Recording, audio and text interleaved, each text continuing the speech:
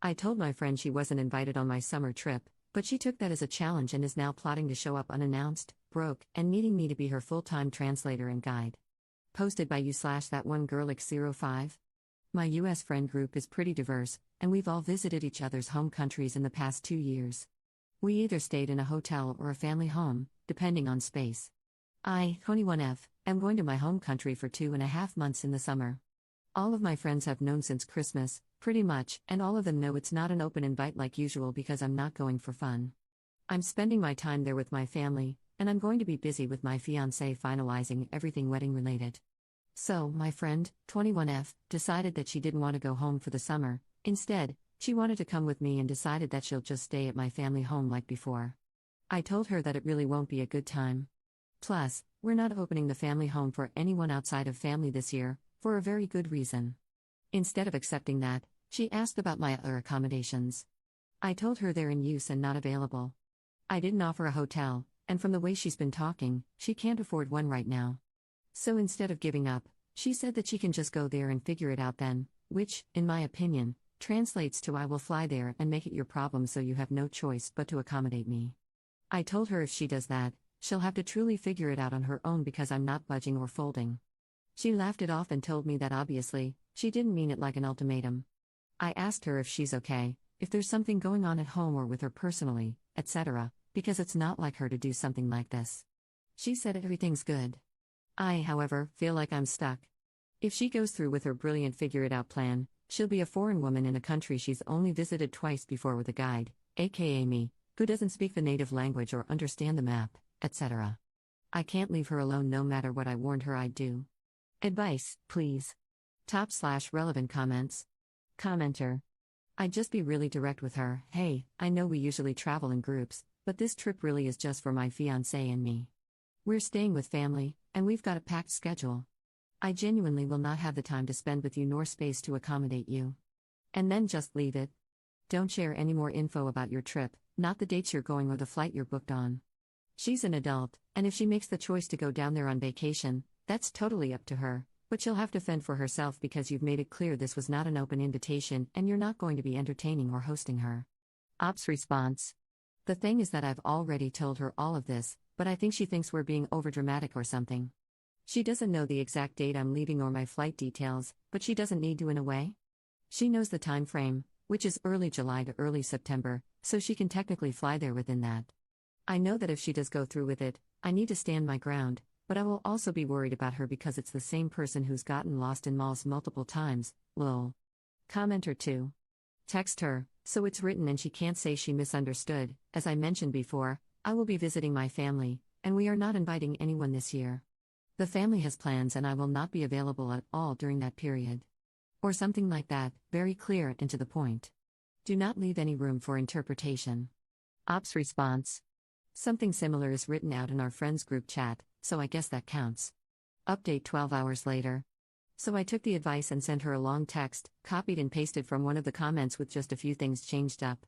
Then I sent another text to my friends group chat, just to make sure again that they know it's not an open invite, and I wrote out why I'm making sure and what's been said between my friend and me.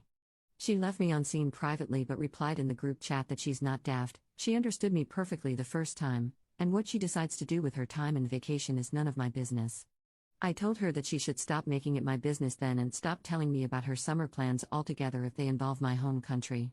She replied that I don't have a claim to the country, and that my family's reason for not opening up our home is stupid and that we need to get over ourselves because it's not the second coming of Christ.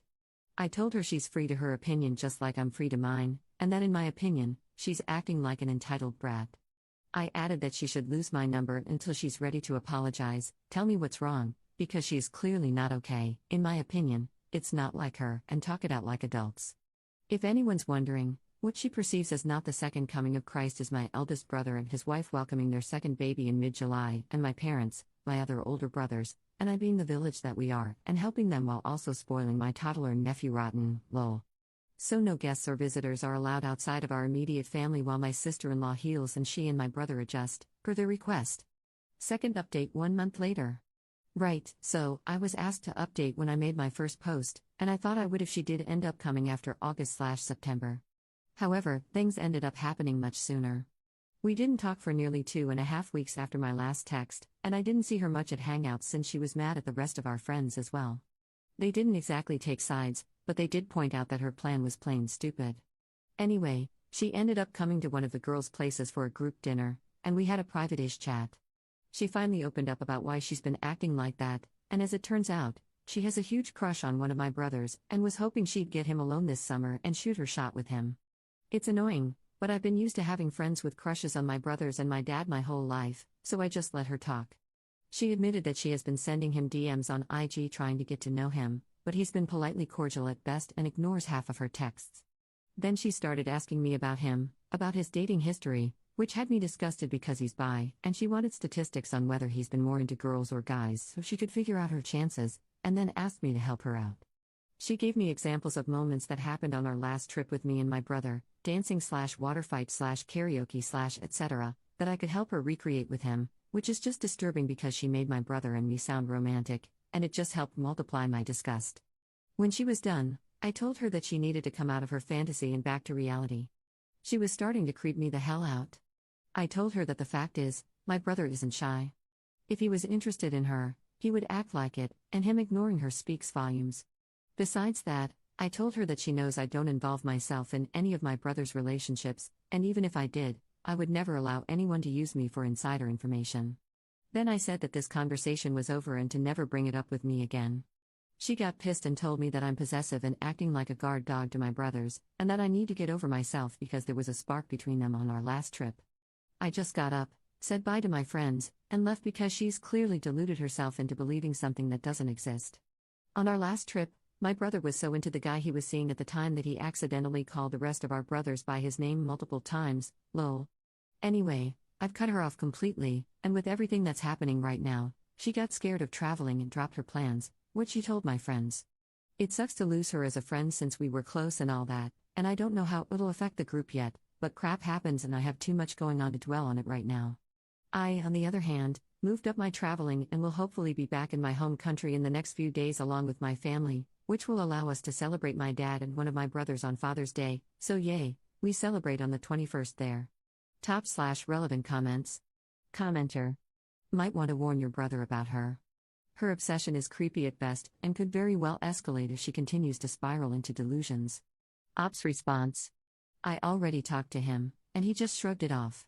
It makes sense for him, I guess, not to be worried since he doesn't live in the US and is only going to be in our home country for the planned time frame like the rest of us. Commenter 2. Still a real possibility that she shows up at their house in the other country. Ops response. She got scared with everything that's going on in the Middle East right now and put the idea out of her head.